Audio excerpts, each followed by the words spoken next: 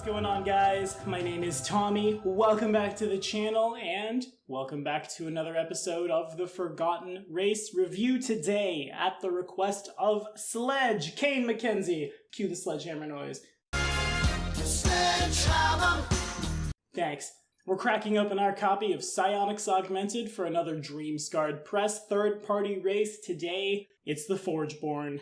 If you guys have any requests, as always, I'll throw them in the description. Hey, if you're a patron, throw them in Discord. I'll see them there too, obviously. Today, this episode of the Forgotten Race Review was brought to you, in part, by R.S. Bruce. My friend, thanks for your support. Thanks for hanging out at Doomsday Dawn with us. And honestly, I'll see you in a couple hours, won't I? Anywho, let's hit it. So, a long time ago, in a magical place called the Eberron setting in 3.5, we had a little race known as the Warforged. This race was exactly what you think it was. Something forged for war, literally sentient constructs with free will, which eventually earned them the same rights as human citizens. Think like Pathfinder's androids, except actual constructs. Of course, the Warforged has been carried forward all the way to present day, and I'm sure we can find some third-party Warforged stuff in Pathfinder as well, in addition to the android, in addition to any other constructy anything. But if you ask Dreamscarred Press about it, what we get is the Forgeborn. These guys are believed to have been created centuries ago during a great war between psionic nations. These guys were left to their own devices within the barren wasteland of what the war left behind. A hybridization of flesh and minerals, the Forgeborn are varied in appearance and form, but they were all created by merging psionically empowered materials with the body of a humanoid to make a new creature. Since their creation, the race has learned the creation process and actively seeks out other humanoids to assimilate them. That's fun, in order to increase their numbers and, some say, resume the conflict for which they were created. Although little is known about the creation process by non-Forgeborn, rumors say that they take those critically wounded in combat and fix up their bodies, wiping their memories and giving new life to the otherwise slain. Darker rumors persist that the race has learned not only how to alter the living, but potentially the recently deceased, so think some sort of robotic necromancy, but there's no proof of this. Although they appear as some sort of bizarre construct, the Forgeborn are intelligent and they're capable of thought, emotion, and reasoning. Much of their time is spent working out combat strategies and ways to harness their psionic energy, but they're also avid students of history, and some outsiders believe that beneath the blasted landscape of their home lies enormous libraries preserved from before the psionic battles that decimated the landscape. Libraries where, in fact, the Forgeborn store any new information they acquire.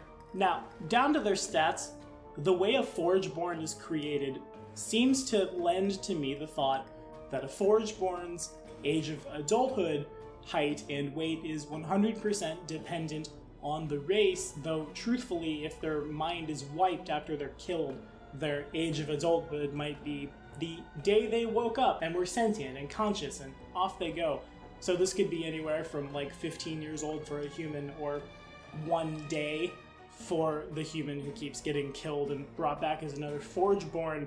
Weight is kind of a different story, because of course you can look at this dude and see he's half made of materials that aren't flesh, but that seems to me entirely dependent on what those materials are made of, and again, what the race was. So for the most part, your age, height, and weight will function as the race from whence your Forgeborn sprung. But your maximum age, honestly, is probably a lot longer. And since so much of the half-construct is artificial, it may very well be, barring some sort of accident or great axe to the dome, infinite. I have no flavor as written to go on, so that's what I'm gonna say. Just for funsies, your maximum age as a Forgeborn is forever and ever. Now let's hit those racial stats, shall we? The Forgeborn gets a +2 to its strength and its intelligence, but takes a -4 to its charisma. It's a medium humanoid with both the half-construct and Forgeborn subtypes. Now remember, half-construct is pretty strong. Normally we don't talk about the individual subtypes, but we're gonna hit it here. As a half-construct, your Forgeborn gets a +2 racial bonus on saving throws against disease, mind-affecting effects, poison, and effects that cause either exhaustion or fatigue.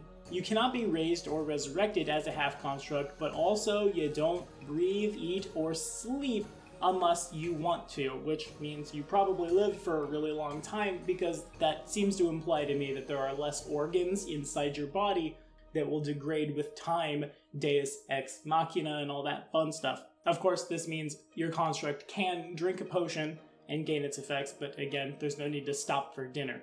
Yeah, anywho, moving forward, the Forgeborn has a base speed of 20 feet, but like a dwarf, that speed is never modified by armor or encumbrance. In addition to all the sweet buffs from being a half-construct, the Forgeborn gains a +2 bonus to saving throws against fear, which, honestly, seems to be untyped as I'm reading this now, so that probably stacks with the mind-affecting fear effects that are often thrown at us. Anywho, Forgeborns also have a +1 natural armor bonus. And actually, fun fact, unlike most half-constructs, the Forgeborn can be raised and resurrected. So take that half-construct trait. We're literally taking all the good stuff and leaving the drawback behind. Haha! Also, a Forgeborn gains the Wild Talent feat as a bonus feat at first level. If a Forgeborn happens to take a level in a psionic class, instead, he gains the Psionic Talent feat. And when the Forgeborn takes a level in a favored class, in lieu of that favored class bonus, the hit point, skill rank, or fancy other ability, the Forgeborn can choose instead to gain an additional power points, which is super relevant for your Aegises and for your soul knives and your augmented blades and all that fun stuff that we see in Dreamscarred Press's psionic races and classes. And to be honest, if you're out there and you've considered using third party, yeah, some of it is a little too powerful.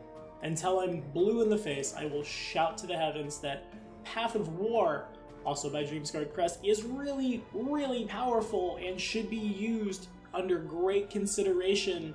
I had this talk with my patrons, actually. It should probably only be used if all the marshals are pulled out and it's tier 1 casters and Path of War, then it's probably fine. But with that in mind, the psionics from DSP are super fair, in my opinion. I've been in a party with a pair of Vitalists in my day. I've GM'd for a Scion. I've been in a party with a Soul Knife. I GM'd for an Aegis. They're good, yeah, granted. They definitely are, but so are like Kensai Maguses, so are Synthesist Summoners, and it's not like they're blowing any of those classes out of the water. Really, no one can touch the Synthesist. Truly, I'm beginning to understand why the Synthesist is banned. Anyway, if I were to use one of these guys, by all means would I suggest to my player that he takes a look at Dreamscarred Press's psionic stuff, because it's really fun. It's really good, and this race builds right into it by getting additional power points. Imagine like an extra key point on a monk.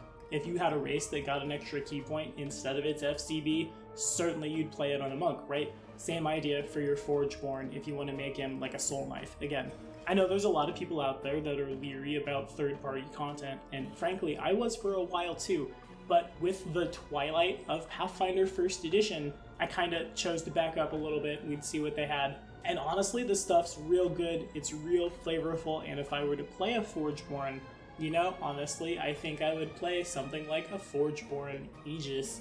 You might say that Aegis. Words are hard. That half of my body that's made of psionic material, let it cover all of me. Let it form a psionic suit that gives me sweet powers. Sounds like fun to me. And if I die, they can wipe my memories and we'll go again. But that's all we have for today.